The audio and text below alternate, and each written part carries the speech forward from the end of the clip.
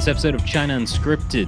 The Tibetan government in exile has a plan for the future of Tibet and China. The CCP does not like it. Welcome to China Unscripted. I'm Chris Chappell. I'm Shelley Jung. And I'm Matt Ganesta. Joining us today in person is, all right, wish me luck, Lhagyari Namgyal Dolkar. Yes. All right. And she's a member of parliament for the Tibetan government in exile. This is obviously in Dharamshala, India. You're not actually operating in Tibet for anyone who's watching who has no idea what's happened in Tibet over the past several decades. You're also vice president of the Free Indo-Pacific Alliance. Well, thanks for being here with us. Thank you for having me. Thank you. What got you interested in working in government? Well, I think that's the story of every Tibetan born in exile.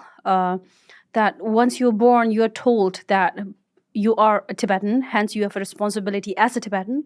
So you have to do something for your exile government or for your freedom movement.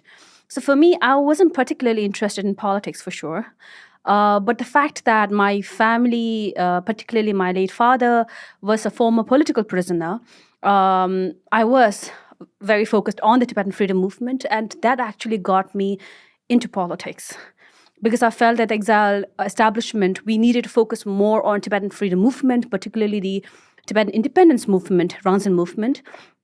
And for us, in 2016, it was an opportunity to raise the issue of Rangzin, Tibetan independence. So we seized the opportunity, and I happened to win the election, and it's my second term, and that's how I got in politics. And so you were born in India, correct? Yes, I was. You've never been to Tibet proper. I've never been to Tibet.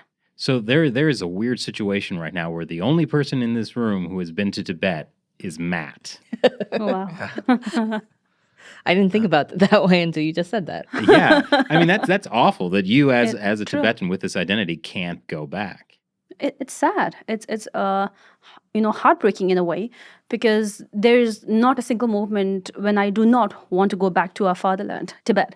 But I know that the fact that I'm active in politics, especially in Tibetan freedom movement, there's no way I cannot go back to Tibet until Tibet is free.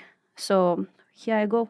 Well, even if you were able to go back, based on my experience, it would also be heartbreaking. My experience in Lhasa was just the way that it's been taken over by sort of Chinese money, and the sort of part of Lhasa has become like this cheap third-tier Chinese city with the grocery stores and karaoke bars and that do more than karaoke, and the way that the Jokang Temple has been infiltrated by Chinese spies. I mean, it's very sad. Now, Matt, you say that, but Tibet, Lhasa in particular, is consistently ranked as one of the happiest places in China, according to Chinese state-run media. Yeah. Well, I don't know what to say. My lived experience must be wrong. Obviously, it's heartbreaking whether you're in Tibet or not in Tibet. What I find really interesting about the Tibetan government in exile is this government started was 1959, right? 1960. So right after Yes. the Dalai Lama had fled and all that. So you've been able to keep this government in exile going for 60 plus years. True. That's incredible. I mean, that's who else has been able to do that? I agree. I completely agree. And on that regards, I entirely always give credit to His Holiness the 14th Dalai Lama and his leadership and his magnanimity of how he was able to, not just politically, but emotionally keep the Tibetans connected to the freedom movement and to our exile establishment, exile Tibetan government in exile, so for us to realize that, it's crucial. It's a biggest example, biggest connection we can give to a free Tibet. And this is how, for us, as I told you, growing up, we were told that, we have our role and responsibility towards it. And this is how I think even the future generation, my children will hear the same thing from me. So I think this is how we were able to continue, and we will be able to continue until we are back to a free Tibet. I guess that is one of the big differences between the Tibetan community in exile versus the Uyghurs or Hong Kongers, that you have this central figure that can be a unifying factor in a global community. Absolutely. I think that is something that the Uyghur communities and the Hong Kongers are able to recognize, and they would always keep mentioning that. But I always mention that there's always a lost side to it. Because of the fact that His Holiness the 14th Dalai Lama has always been kind of considered a synonymous figure to Tibet as a movement and as a figure, people are now talking about post-Dalai Lama. People are talking about, okay, what will happen to Tibet? Because he's getting older, right? So for us, we're trying to send out a message that, okay, His Holiness is getting older for sure, and we are very worried. But we have a promise from him that he will live long, but more importantly, a lesson and education from him that all of us, each one of the Tibetan, have a responsibility, and we have a democratic establishment, democratic leadership elected by the people. And this is how we will take decision for the future of Tibet. And that confidence has brought us up. So there is always, two sides on the same coin. So that's there for sure. So Yeah, I mean, the Dalai Lama a number of years ago stepped down as the head of government of the Right. Tibet government in exile. Was that a difficult transition to make? Were people, was there a controversy around his decision to do that? Absolutely. It was in 2001 when he initially said that he will not entirely, but in a way begin the election of the political leadership.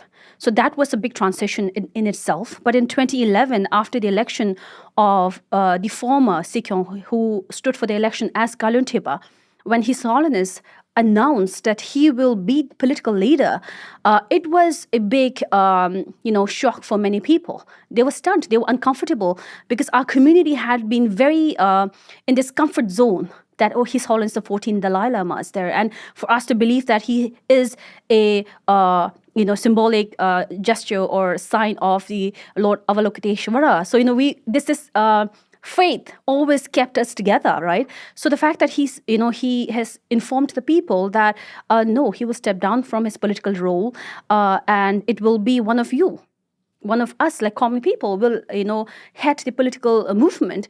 So it was a very difficult decision. In fact, that time, the parliament in itself requested His Holiness the 14th Dalai Lama to take the decision back. But His Holiness announced it very categorically that, no, it is a big decision that he has made for the future of Tibet, that this longest period, centuries of Ganden Potang, that's his Dalai Lama's establishment, that he's announced that he'll stop that, and then it will lead to a new government, democratic government in exile. So that's why the whole, for us to have this amount of respect for him as a visionary, as a true, how do I say, Democrat, and this faith in his people. I think that has always been our strength. So the initial stage was certainly very difficult. I wouldn't say it's perfect right now. It's certainly not. With democracies comes a different opinion and that discomfort that always makes people question ourselves. So it is certainly difficult, but then we know that, it was a very strong, important decision that he's taken as a visionary. So for our viewers who don't understand the nuances of this, there are different types of governments out there. And when it comes to those with a single leader, or monarchies, you could say, there's hereditary ones like the United Kingdom, and there's elected ones. I can only think of the Vatican as that example. But the Dalai Lama system is a totally different thing than anywhere else in the world. Can you explain how that's worked for the last several hundred years? So who we have at the moment is the 14th Dalai Lama. So we've had so far 14 reincarnation of that individual who had been our political head, especially from the 5th Dalai Lama, who had been the strongest leader. So beginning from him to the 14th Dalai Lama, the Tibetan being a very Buddhist community, we believe that, he's somebody who's sent for us to turn our, I can't even say that, kind of Shambhala into this peace and prosperity. And this is how we looked into it. And then that he would come back to serve the people and to bring peace and happiness in our lives, So this is how we saw it. And so far it's been 14 lives. And we believe that he will come back, that there will be a reincarnation, because that is a very important topic in itself, where even though it's an entirely religious matter for the Chinese Communist Party and its leadership, it's certainly not. It's a political matter, and they've already announced on several occasions and platforms that he will be recognized by the Chinese Communist Party.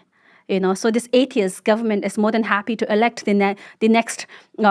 appoint the next Dalai Lama. So it's a very interesting twist into the whole very Buddhist ritualistic system that Tibetans have very uniquely built over many, many generations. So it's my understanding. So it's the Dalai Lama. It's the same person who's been the monarch for hundreds of years, but just in different lifetimes. Yes. And then every time he passes away, there's a period of time, and then a child is born who's then recognized as being him. Yes. So who recognizes that this boy is the same Dalai Lama that should, eventually take power when he comes of age? So it's usually the institution itself, the Dalai Lama institution. The previous Dalai Lama would leave signs and symbols which would enable the institution to recognize the future Dalai Lama. But one thing that we have noticed over several generations is how the Panchen Lama had been a figure who kind of formally recognized the Dalai Lama. So hence another politics comes in, because Panchen Lama, the 10th Panchen Lama, a young child of 6-year-old who was recognized by the Dalai Lama as the new Panchen Lama, he was annexed. This young boy of 6-year-old is he's vanished with his family, his teacher, because he could have been a very crucial, fundamental individual who could impact the future Dalai Lama. So there's so much going on in the whole reincarnation, very religious process, where the Chinese Communist Party recognized the politics behind it, the power struggle behind it that could impact their authority in coming future. So there's so much going on because Tibetans as Buddhists, we believe in reincarnation system. We believe that we as individuals do not end with this life. I will come back in different body, not necessarily human body, but I will come back. So this is how we believe, and this is how we believe that the system goes on in the world. And the Communist Party does not believe that, but has taken full advantage of other people's belief. Of course. And so as long as they control the Panchen Lama, because they've appointed their own, pseudo Panchen Lama, as long as they control the Panchen Lama, then they believe that they can control who's selected as the next Dalai Lama. Yes. Because the Communist Party probably thinks it's an arbitrary selection anyway, because they don't understand the reincarnation, or they don't believe it. Yes, they don't believe in it. So then, but what happens now? Because the Dalai Lama is 89. He's not going to live forever. And if the Communist Party is still ruling China and Tibet when he passes away, this is going to be a big fight to figure out who the next Dalai Lama is, right? Yeah, that's true. But from His Holiness the 14th Dalai Lama, his office, and the Tibetan government in exile, we have made many public announcement, categorically denying and renouncing any form of decision or announcement that Chinese Communist Party and its leadership could make in intervening in this process. And in fact, during the previous sequence time, we've had many meetings, public grassroots level meetings, where leadership from grassroots level came together and decide and had discussion on this matter. And we've all come together to say that, this is going to be a big problem in coming future, especially with the reincarnation of the 14th Dalai Lama, because it will be a huge game that China could play. And we do recognize that. I think the international community, especially the international leadership, do know that it will happen. So what we're saying is, so far, in the past, it's always been a religious matter that has been taken care by the Dalai Lama and his office, and so will it happen in future. And that China has got nothing to do with it. Chinese Communist Party and its leadership has got nothing to do with this matter at all. And the next Dalai Lama, whether it's an official appointee, or definitely not the Chinese Communist Party one, but will that position still be separate from the Tibetan government in exile? Like, will the next one maintain that the Dalai Lama stepped down from that position? I think the fact that His Holiness the 14th Dalai Lama stood down from his political role, he's made it very clear for the future Dalai Lamas to come that their role will be very symbolic, very religious in a manner, and this is it. And that they'll continue to kind of keep our hearts and soul together, but he or she won't have any political role or intervention in it. So this is the truth. And the fact that Chinese Communist Party is completely denying of that fact and still believe that it is a political matter and that he has all the authority in terms of politics and consider it a threat for themselves. It's sad in a way, but CCP has always been scared, especially with Xi Jinping coming in power. I've noticed how he would be, walking on his toe every time, making sure nothing happens to his chair. So this is another step that they're taking in terms of the Dalai Lama. Which it's very interesting because one of the criticisms the Chinese Communist Party always levies against Tibet and the Dalai Lama is that it was this theocratic, oppressive, feudal society and that they liberated Tibet.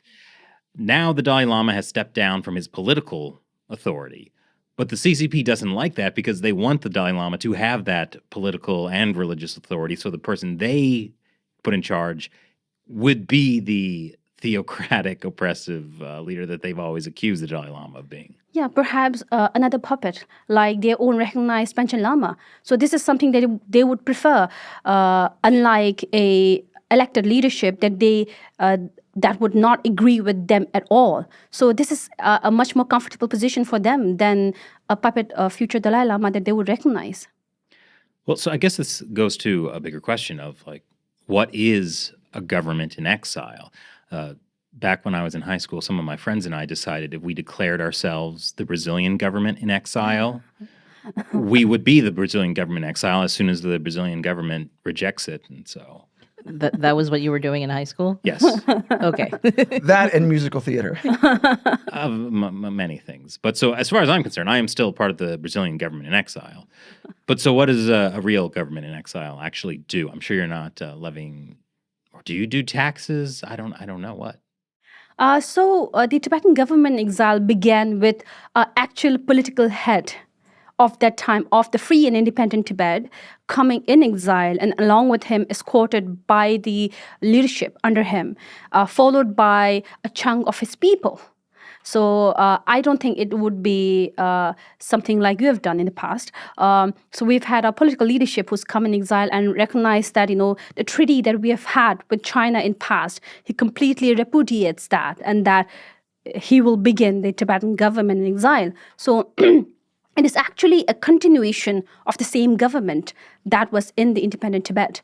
And from 1960 until today, we've had generations of leadership, especially after 2001, when the political authority is given entirely to the people and their elected leadership. And what we have today is not taxation, because we are based in exile within the territory of Union of India. So we have what we call a voluntary contribution. So the Tibetan community outside the occupied Tibet, we offer a contribution to the Tibetan government in exile. As per our salaries or whatever we are earning, we offer our share aside from the taxes that we are paying to the respective countries, like what I'm doing in India or my fellow Tibetans are doing in America, we still pay a contribution to our exile government. And this is how we run administratively, apart from the many different supports that we get. Do you issue like policies? Absolutely, we do. As Parliament in exile, what we have is our role as lawmakers, like any other democratic nations, where we are elected first of all. After which our role as policymakers, lawmakers, where we try to keep a balance and check and balance and a way of controlling or questioning the executive body, the Kashak we call it, and so far we've only had a he. So we get to question him, we get to ask him what he's done in the past. it's in March when we have a budget session, pretty much like any other countries. And September, after a month, I'll go back for the general session when we get to question the Kashak of what he's done with the money that we have sanctioned. And apart from that, we get to focus, and I think that is something very different from other democratic countries, is we as elected leaders get to focus and put our energy into the Tibetan freedom movement. So this is something that we have. One thing that really kind of, if I can use the word, handicaps us is the fact that unlike any other democratic nations, we as the parliament members, we don't have a budget that allows us to support our constituencies. And this is what is unique about us, because we are elected as per the actual map of Tibet, not according to where I was born, that is in India. So because my parents who were from Central Tibet, Utsang, I stand for my election from Central Tibet constituencies. So we have 10 seats each allocated to the actual traditional map of Tibet, not the one that CCP has divided into. And we have 10 seats each. We have got 2 seats each allocated for the religious sects, that is the Buddhist sects, and 2 for the traditional religion of Tibet, that is 40. And then 2 seats for North and South American Tibetans, 2 seats for the European Tibetans, and 1 seat for the Australasia, as we call the Asian countries outside India, Nepal, Bhutan. So this is how we are 45 of us, and we are engaged in this public service and Tibetan freedom movement that way. But you don't administer any of those regions. I mean, so there's no administration involved in government. We can't, because we act as, of course, the legislative body. It's not like we are part of the administration.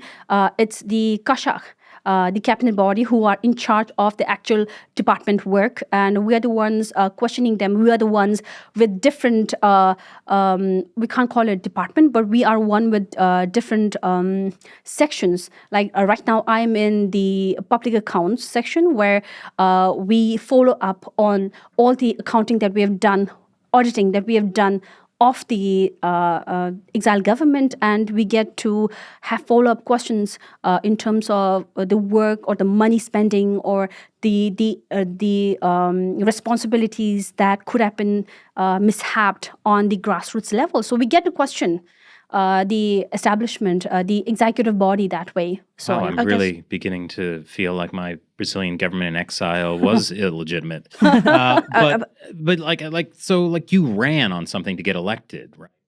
What was your policy platform? So we actually have election campaigns happening. I've toured to various Tibetan settlements based in India, asking the people to support me, giving my promises like any other politicians. But my promises usually focused on the Tibetan freedom movement and my role as a Tibetan activist. And apart from that, making sure that the voices of the youth and voices of women and different voices that we feel our community need to raise is raised through my platform. And so this is how we actually have debates happening. But last term, that was in 2021, it wasn't as vibrant entirely because of China COVID. But we were still able to go on ground and have our campaign and plead people to support me. So we do have those. So when you create policy as parliament, is it policy related to the Tibetan freedom movement? Is it policy related to Tibetans living in exile? Is it policy related to the future of Tibet? All of them. What we have as policy for the future of Tibet is what we call the middle way approach, where we hope that we would resolve the Tibet-China conflict through a meaningful dialogue, seeking a genuine autonomy under the Constitution of China. So this is what has been come through the referendum that we've had with the people back more than 10 years back. So we haven't had any review of that so far, which I feel as an individual, as a legislative, as a lawmaker, it's crucial. It's high time, especially when we're looking into what CCP has been doing so far, and especially when we're looking into what is happening around the world and how we are viewing China. So I believe that it's high time that changes, that there's an amendment on that. Other than that, the kind of policies we focus on is like education policy, like different. We have got rules and regulations. We have got what we call a charter, not a constitution, and how, the amendments that we need for that. So we've got many issues that we discuss on and amendments that we need for now and then. So you mentioned the Tibetan freedom movement and the Tibetan independence movement. Are those the same thing? Are they different? Those are very different, because when we are talking about seeking complete independence of Tibet, it's on the basis of the fact that Tibet as a nation had been an independent nation that was illegally occupied by Chinese Communist Party, and that as per the international law of self-determination, we want us to be free. And we are more than happy to be a cool neighbor with China, but nothing more or less than that. But when it comes to the middle way approach, what it is looking for, of course, the base is same, that Tibet had been an independent nation. However, occupied territory under Chinese Communist Party. But what we seek for future is something different, to be under the constitution of China, seeking a genuine autonomy, pretty much like what is happening in Hong Kong right now, or perhaps less. We are demanding less than that. So we all have different opinions. I personally believe that the only way to assure peace and prosperity and decorum around the world is for Tibet to be independent, nothing less than that. Now, if, let's say, somehow Tibet does gain its independence and the government exile becomes the actual government of Tibet, this is like Avatar: The Last Airbender. What happens to all of the ethnic Chinese who have, in some cases, been living in Tibet for generations now? So I think as independent activists, we have many discussions about it. And I had a different opinion back when I was younger. But I think as I age, as I continue to work with the people, I believe that something like that is not possible for me to imagine that I'll kick out all the Chinese. I don't see that's possible. So what as some of us, we always discuss, that's not part of the policy of a Tibetan government in exile, because we are seeking something else. But us as Tibetans seeking complete independence, we believe that we will have to find a means of engaging ourselves with those Chinese within the territory of Tibet right now. If they, as individuals, wish to be called citizens of Tibet, they should be given an option about it. If they wish to associate themselves as Tibetans and not Chinese, but ethnically, of course, they're Han. So if they want to associate like that, we'll have to find a means to be able to do that for future of Tibet, and to be able for them to experience democracy for the first time ever. So I think it'll be certainly challenging, but this is what the future will seek. Since Buddhism has such a powerful impact on Tibet, how do you think the religion would inform the kind of, I don't know if forgiveness is the right term, but the fact that there will be these tensions between these ethnically Chinese Han people in Tibet, who some Tibetans will have lots of reason to be resentful and angry towards? Absolutely. Forgetfulness and forgiveness is something that I always have dilemma on, and I ponder upon, actually. There are times when we are, we are sitting there and seeking teachings of different lamas, including His Holiness the 14th Dalai Lama, and we feel like the urge that, okay, maybe we need to do that to move on, right? So it's so easy to say that you need to forgive to move on. But when you are on an actual spot, somebody like I don't think that I'm reincarnation of any high lamas, that it's going to be easy for me to forgive. But for us to find a space, I feel like right now we're in a tight spot, especially when the freedom movement is going on. We feel like there is no repentance whatsoever from the Chinese Communist Party. They completely deny all the atrocities that they are committing, all the torture that they're committing on the Tibetan people and our other allies, including the Uyghurs and the Southern Mongolians and the Hong Kongers, and what they're doing right now in Taiwan. So while all these things are going on, I don't see why I should be magnanimous enough to say, I forgive you. I can't. It won't be easy. But I've learned to be big enough to know that I can adjust myself as a good neighbor of China in future. This is something that I can compromise myself to. I don't think I can go beyond that. Yeah. Well, one of the challenges is not just that part of it, but if you look at the borders of Tibet, right? So the way the Chinese Communist Party drew the borders, there's the Tibet Autonomous Region.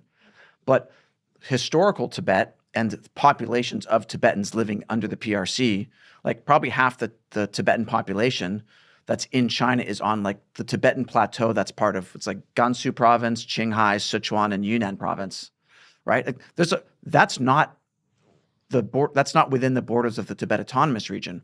So then how, even if the Tibetan government was able to get back to Tibet as defined by the Communist Party, it's also like, that's not even the whole country really.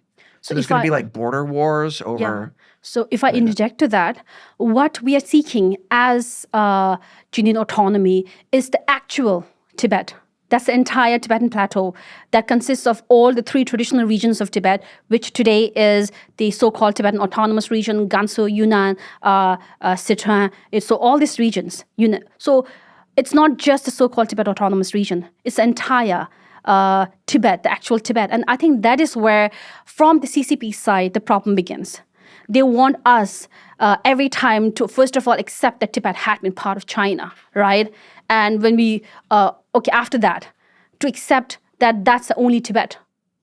And after that, this is how, compromise after compromise, this is how they want us to go upon. But the reality is we can't have a dialogue, a true dialogue, if we don't begin from truth.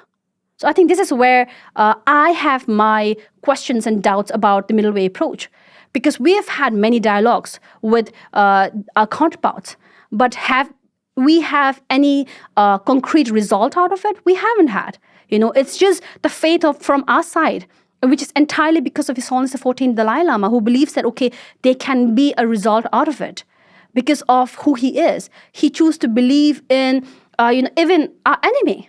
I don't shy away from calling CCP our enemy. And he still believes that, they should be given opportunity. We should feel sorry. We should feel compassionate about it. But I feel as a human being myself, it's difficult for me to feel that way, right? So, this is where the problem begins with middle way approach.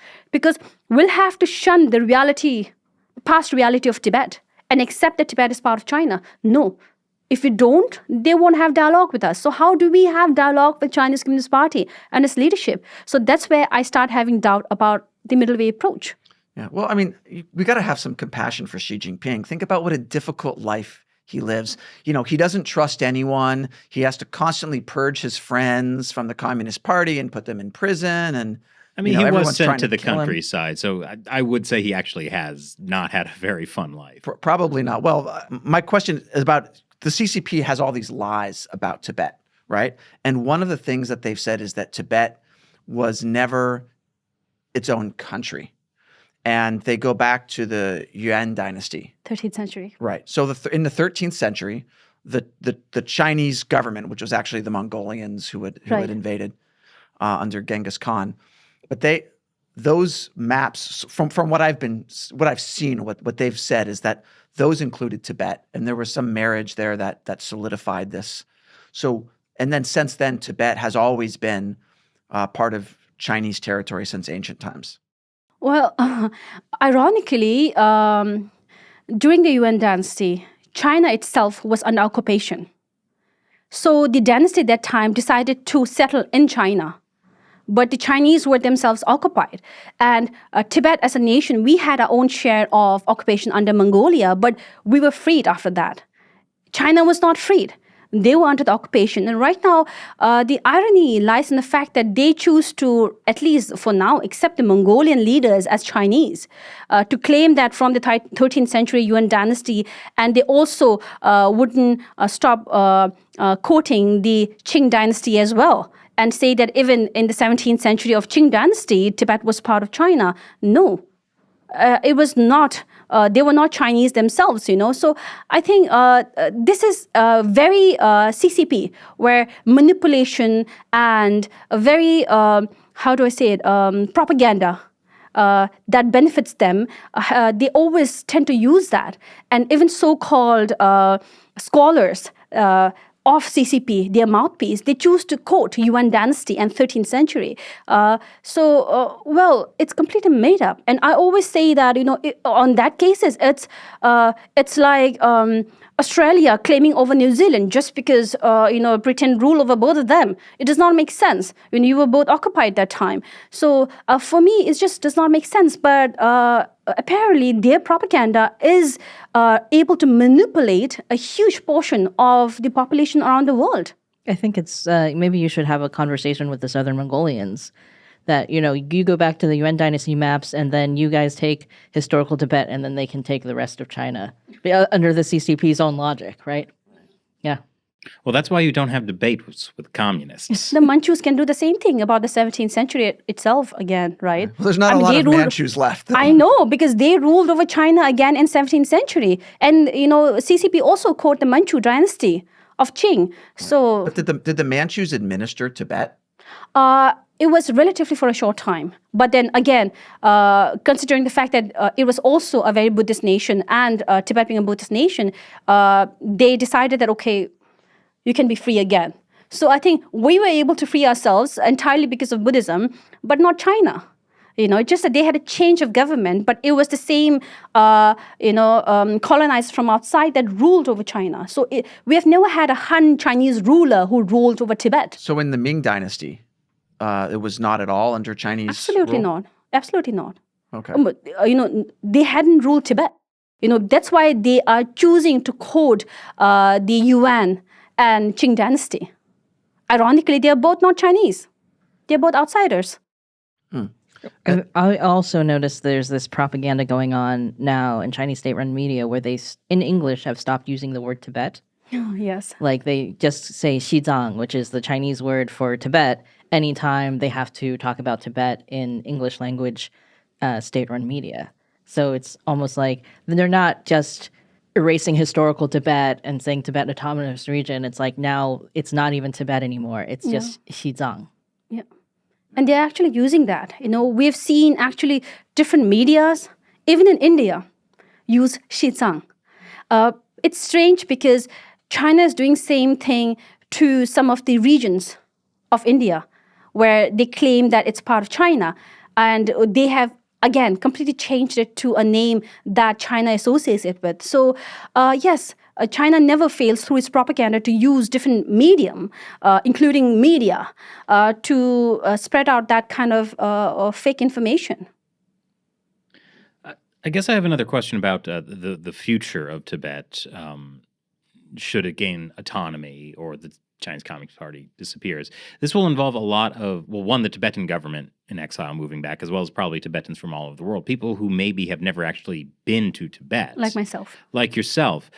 And again, you're going to have this issue of there's people who have been living in Tibet all along, some ethnically Tibetan, some ethnically Chinese. Will they accept you? I don't see a reason why they wouldn't, because Tibet is a huge 2.5 square million kilometer we're talking about. It's a massive land. One of the reasons why China continues to hold power over. And there's more than enough land for everyone, each one of us, to go back and to have actually more people come in to Tibet. So I don't think that is a problem at all. Certainly, in terms of adjusting ourselves to this Tibet or the Tibetanness that we are accustomed to, that'll take time. But I don't see any other reason why we would have any form of problem. The fact that it'll be a rejuvenation in a way in terms of nation building that time, it'll certainly be difficult administrative-wise. But other than that, I don't see a problem why this less than 2% Tibetans around the free world in diaspora returning back to the fatherland could be a problem at all to the 98%. Right, but in terms of government, right, that maybe people who've been living in Tibet for generations, they see that, there's this foreign government that's been in India, and none of those parliament members were even born here. So now they want to come to where I live and say that they're in charge? The paradox is the fact that Tibetans inside Tibet, for generations, they've been waiting for us to come back. We've had protests. We've had self-immolations, Tibetans burning themselves. We had various forms of protests against Chinese Communist Party solely to see a reunification is the term that they use, to see a reunification of Tibetan people, and the return of the 14th Dalai Lama. So I think the fact that we could see His Holiness the 14th Dalai Lama back in Potala Palace where he left Tibet from, it'll be a huge historical event which they have been waiting for several generations. So it'll be completely opposite. I think we'll have perhaps whole year of celebrations when we return back. This is how I see it. I mean, I guess this is one of the differences between, again, the Uyghurs and the Hong Kong communities, that you do have the legitimacy granted to you by the Dalai Lama. Yeah. And I think also, it's almost like when you said that, it struck me as that it's almost like the opposite of what's happening with Taiwan, where like the CCP wants to use all of this propaganda about reunification, that like, they have like propaganda songs about like, we'll be taking the train to Taiwan and like everybody will be happy together. Like, Hold on, the train to Taiwan? Yes, it's weird, right? But like it was an actual like propaganda song that a few years ago. Anyway, so the idea is like they want to push is the idea that this will be one big happy family. But it's essentially that is not what the Taiwanese people want at all. Like nobody in there is like, yay, come Right. CCP. It'll be a take us family, over. but not all families are happy. Right. So it's interesting that Right. our perception of what that's going to be, and like what you're saying about Tibet is kind of like what the CCP wants people to believe about the Taiwan issue. Oh, I see. Yeah. Yeah. I think one example that I can give you is in the early 80s, when during Deng Xiaoping's time, when he agreed that we could have the first delegation of the Dalai Lama to visit Tibet, I think their imagination and understanding was the fact that when those delegations visit Tibet, there'll be protests against them. So they were actually the CCP officials and individuals on the street. They were telling Tibetans, "Okay, calm down, don't harm them," right? But when they actually went on street, they pounced on the Tibetans, crying, telling them, "We want you to come back." So this is an image that CCP hasn't, envisaged, and I don't think they want to see that again. And they're very uncomfortable about that fact. And I believe even if we do something like this today in occupied Tibet, we'll have a same response or perhaps a bigger, more emotional response from the Tibetans inside Tibet. I'd never heard of that. It's one of the many things that happened in the 1980s that was Yeah. covered up. Absolutely. And this is how we have had many entourages and delegation of Tibet visit, the occupied Tibet, where they were trying to understand what Tibetans inside Tibet think or how they're living. Because that time CCP was saying, "Okay, everything's going, jolly well in Tibet. So you can just see, how everything's fine. You can come back to Tibet too, right?" So this is what they wanted Tibetans inside Tibet to witness as well. So when they actually went, there were Tibetans wailing out. I think it'll be interesting if you show the image while we are talking on screen. I'll be more than happy to send it to you, where Tibetans are just like, crying out there, like a huge number on the street of Lhasa joining just to see a glimpse of them. Because they've said that you have been next and close to the Dalai Lama, that you have touched him, you have been blessed by him. Allow us to touch you as well. I'm not sure if that sounds, quite legal, but that was the emotion of the Tibetans, right? This is how they saw us. They saw the Tibetan government in exile. And this is certainly not something that CCP wants to see. Well, that must be terrifying for the CCP. Absolutely. Because they don't even understand this emotional connection that people could have with the Dalai Lama, especially after all the things that they've said about the Dalai Lama, and probably things many party members believe about the Dalai Lama. Well, actually, that gives me a little bit of hope for mainland China, too. I'm sure the idea was that after the CCP had controlled Tibet for so many decades and had pushed the propaganda that the Dalai Lama was this oppressive, theocratic, feudal thing, as you said, they were expecting people to have been so brainwashed, they would have hated the Dalai Lama as soon as they saw him. After all the propaganda. It didn't work. So I wonder if in the rest of mainland China, despite all of the decades of the CCP pushing, this communist, atheist, destroy Chinese history and culture, as soon as the CCP is gone, it'll be like, no, that was never us. I I can completely imagine, really things falling apart from the center, and for the Chinese people to finally truly express themselves, because right now they're completely under this fear where they're not able to express themselves in any manner.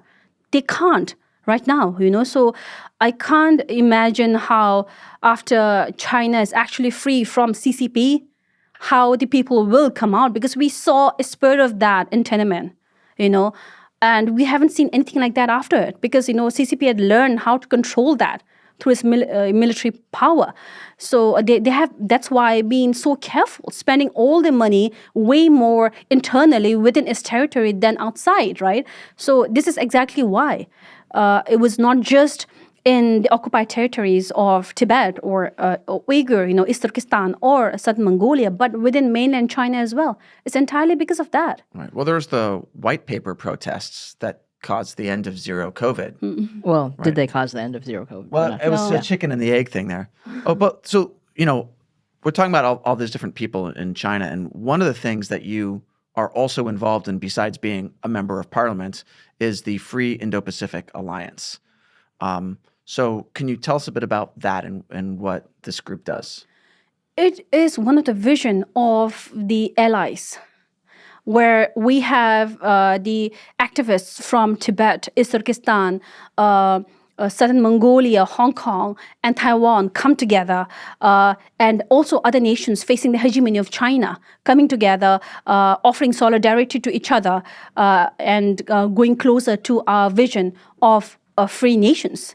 So that was the reason why we all came together, because I think Tibet as a movement, we've been fighting alone. East Turkestan, Uyghur, they've been doing that so far. South Mongolia, everyone has been fighting our own fight against CCP. We realized that perhaps we'd be stronger. And, we are actually, after doing all these, we have realized that we are much more confident when we are together, because we've known that, what is happening to us have been something that they've tested elsewhere, and what is happening right now to them is something that we could experience as Tibetan community in future as well. So there's so much learning from each other, not about China, about what's happening inside the occupied territory, but more importantly, letting each one of us in each other know that, we are there for you, right? And because for me personally, when I went for the first ever roundtable with the Hong Kongers and Taiwanese activists, that was in perhaps 2015 or so. So it was for me for the first time to see the Hong Kongers and Taiwanese activists in that number, right? 10 of each nation came together. And for me, this interaction with the Hong Kongers activists, to hear the opinions and what we saw in coming future after that in Hong Kong itself, and for them to learn from us and to call us an inspiration for fighting ourselves, and to let us know that, one of the other meetings that I've had with some of the Hong Kongers is something that I'll never forget, because some of them would come to us and say that, why would Tibetan government exile want to say that they want to live under China? Look at us. Right? One of them even mentioned that, we protest the decision that was made for us by predecessors, by signing such a treaty which allowed us to be under Chinese rule. And that was a shock for me. Not just as independent activist, but as a Tibetan, to think that I don't want to be part of such a wrong decision, where the future generation of Tibetans will protest against my decision, will regret, and will be in pain under tyranny of Chinese government. So these are all the lessons that we have learned from each other, and the mistakes that we have made as activists, how they can learn from us. And now we're looking into different activists from different countries asking us about taking interest in Tibetan government exile. So that is quite magnificent for me. That is that something they want to see for future of their nations. So this is how it's a space where we learn from each other as well. Not just about China. So paint us a picture of the future China that you would like to see. And when I say China here, I'm including the regions that you just mentioned. Yeah. For me, of course, I want to see the occupied nations as free, independent. So fully independent, not Completely. part of China at all. Nothing less than that. So for me, this is the only way for us to move on and try to forget, if not forgive. This is how I see the future of China. And for China to be a democratic, strong nation that we can be friends and allies with. This is how I see it. And this is how I would like the future of Tibet and future of West Turkestan and Mongolia to move on with. Because if we don't see that, the fact that we'll see such a distorted, drenched Asia is impacting the world. And we don't realize how it's doing that. And hence, it's so important that each one of us are free. Because even if there's so much modernization, so-called development under China's Communist Party or within China, the scar will remain. Even after 3-4 generations in occupied Tibet, they haven't forgiven. They haven't forgotten the past history of Tibet. And the fact that they are living under such a wretched government, such a tyranny and a dictatorial regime, they do not want to live under China. And hence, they are putting their lives on threat, burning themselves, coming out on street. And to bring an end to that, independence is the only way. And democracy within China is the only way as well.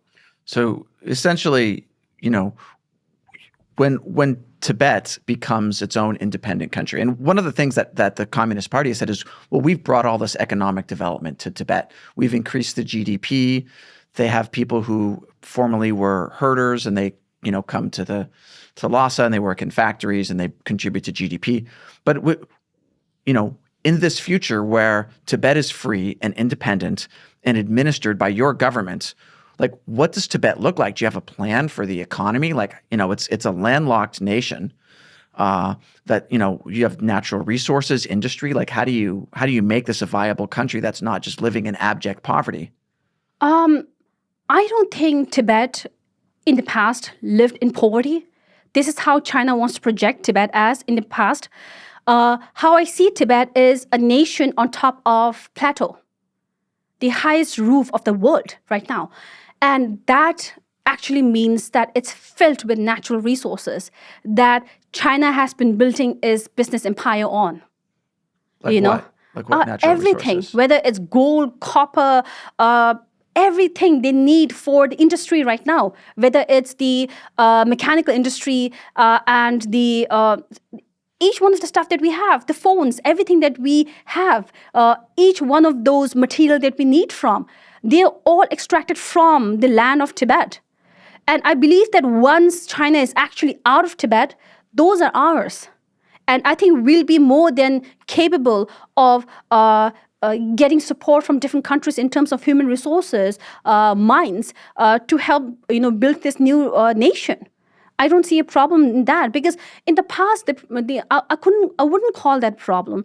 Tibetans as a nation, being a Buddhist nation and a nation which revered the nature, we never harmed nature in terms of extracting natural resources. We focus on that. But right now, we know that we would find a means of finding a balance of developing a nation, yet not causing harm to nature. So I think, for me, I believe that Tibet is rich enough to be resourceful. Tibet is rich enough for us to be shoulder to shoulder with other nations around the world. Because 60 years back, no nation was rich enough. Honestly speaking, each one of us had our own problem. Each one of us was living under our share of poverty, if I can put it that way, So the reason why China uses the word poverty is to support its excuse of liberating us. Because who do you liberate, right? Somebody or individual or a group who is in a problem, in distress. So to kind of, put a handside or to support their claim that they have actually liberated us, they're saying we have been poor people living, But then if you look at even the Tibetan nomads, the herders, one thing that we know, somebody who's grown up in exile is they're economically very well. they are self-sufficient economically.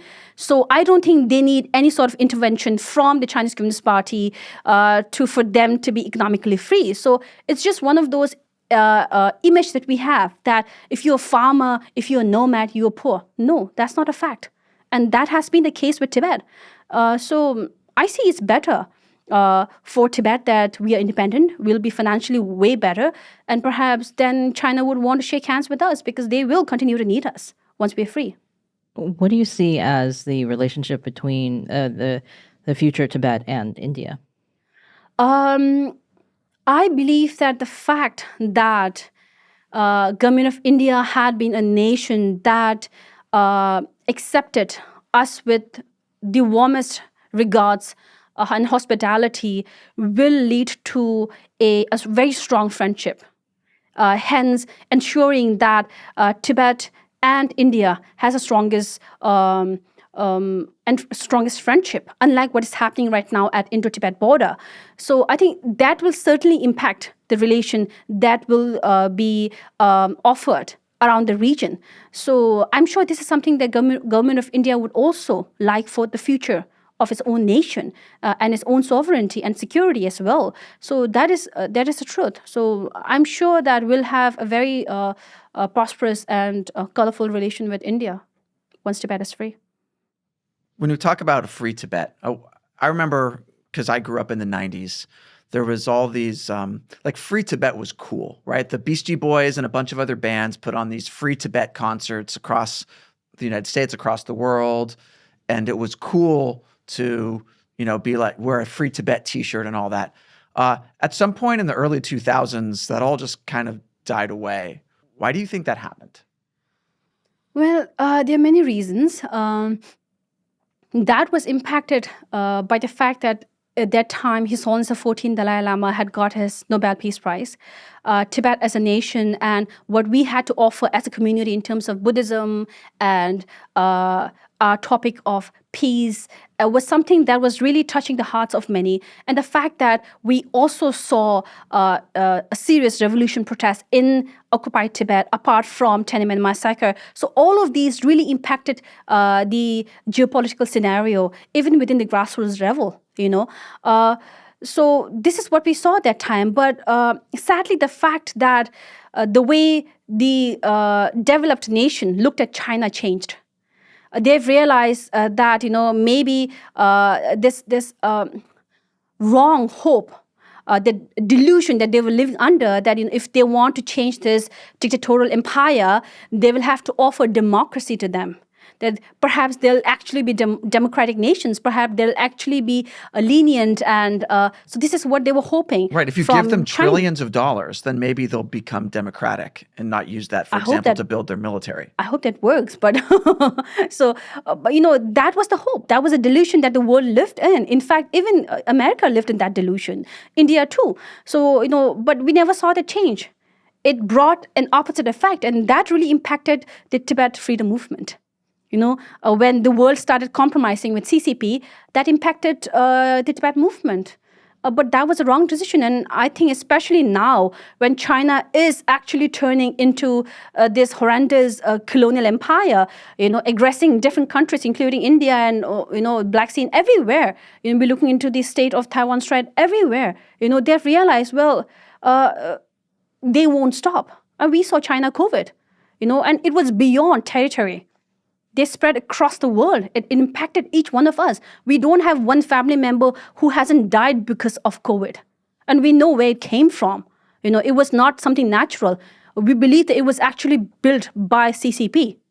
So, we all were impacted by Chinese Communist Party and its atrocities. So it's not just us as Tibetans. I mean, it's not going to be easy to get big corporations to sponsor a Free Tibet concert in this day and age. But what can people around the world do to make Free Tibet become cool again? Maybe try to know about Tibet again. Maybe we have a new generation who do not know about Tibet at all. Perhaps the best thing they know is the Dalai Lama, nothing more than that. Perhaps we can make it cool by making it part of educational system, by making it part of our curriculum.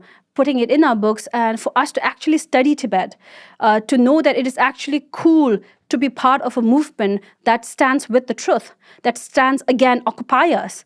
So this is what is happening right now with Tibet or each one of our allies. So maybe, I don't know, I wouldn't know how to make it cool, but certainly it'll be uncool not to be part of a movement that is working against you, So perhaps we would want to be not join in the uncool share of the world right now, if I can put it that way.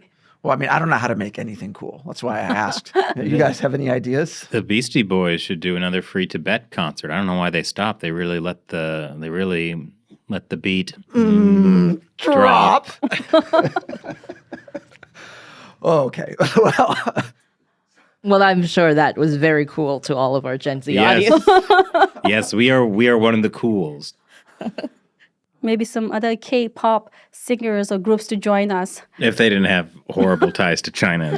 Well, I don't know. I mean, China and South Korea are getting not that nice. There was something where BTS got in trouble for thanking the U.S. for supporting Korea. Do you remember the war. this? Yeah, that was Yeah, it was. It was like during this supporting South Korea during the Korean War. I think that's less of a rift between China and South Korea and more of just like anything you say could set them off. Right. They just want to scare them into towing the line. But I mean, so for people who are watching this, and probably no one is watching from inside Tibet or the People's Republic of China because YouTube is banned there. But for people watching, what can they do to kind of move things forward in a positive direction for Tibet and for East Turkestan and Southern Mongolia, Hong Kong, Taiwan?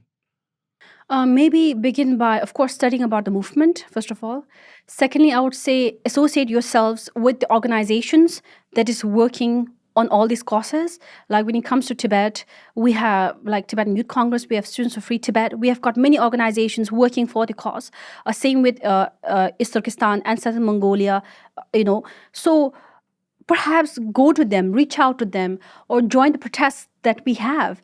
And of course, try to reach out to your elected leadership.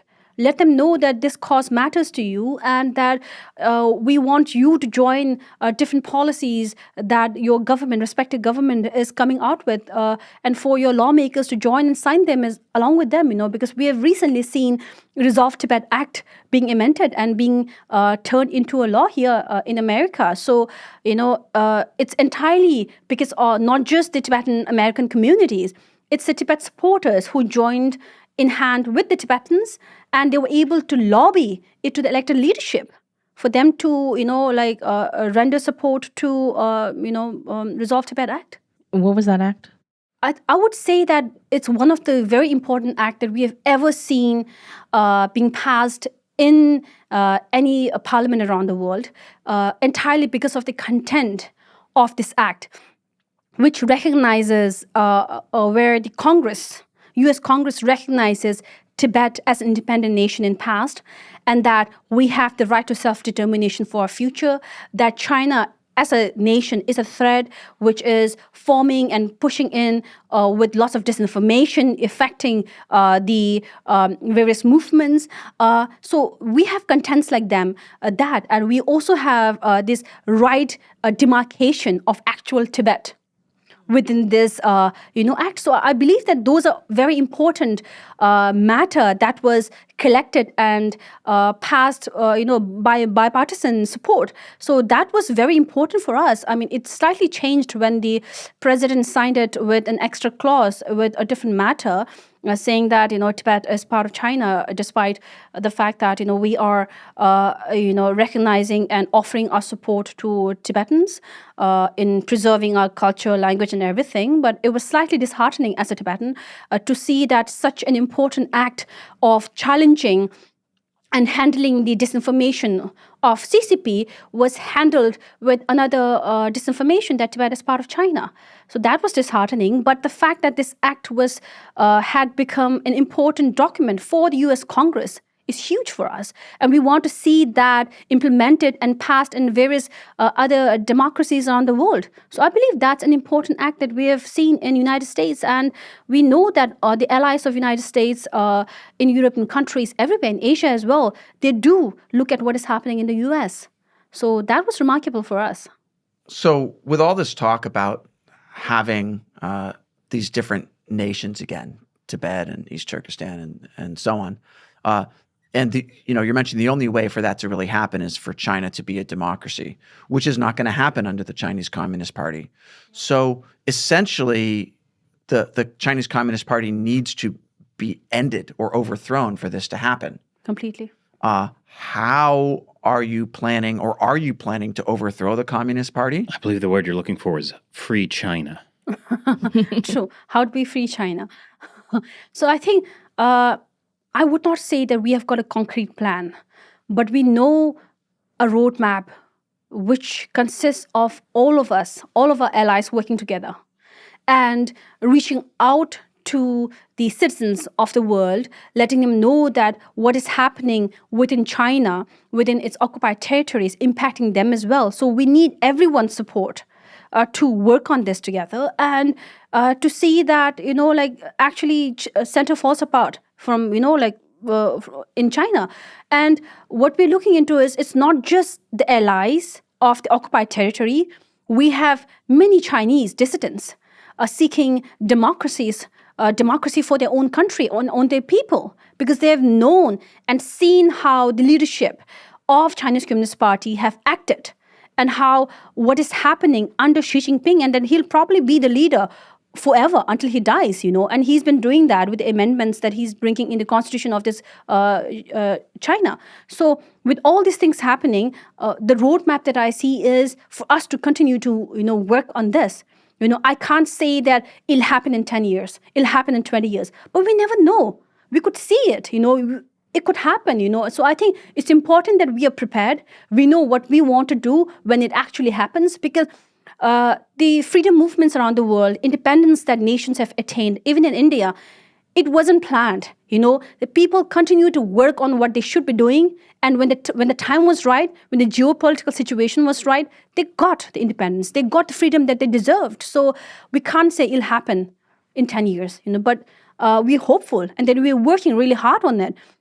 More importantly, Tibetans inside Tibet, I believe even in Uyghur, East Turkestan, despite the control, everyone's trying to raise their voice in pressuring CCP and its leadership at different local level as well. So I think everyone's doing what we can.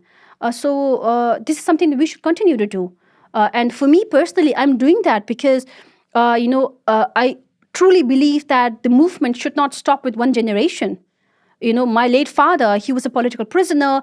He literally put his life on thread, was imprisoned because of that. So I cannot not be an activist and, the one who really breaks the chain and not hand over the movement. So we are looking into each one of the families of those occupied territories working like that. So I think that could result in something positive, and that is free China and free Tibet and free East Turkestan and free Southern Mongolia. So why not continue to work? So this is all what we are doing. Well, thank you for fulfilling your campaign promise by doing things like coming on our show to talk about all this. Thank you for having me. Really appreciate it. It's been a pleasure having you on. Thank you. And yes, I am a subscriber of great. China Uncensored. I hope you'll continue to be even after this. Of course, despite this. And thank you for watching. Once again, I'm Chris Chappell. I'm Shelley Jung. And I'm Matt Gnezda. Talk to you next time.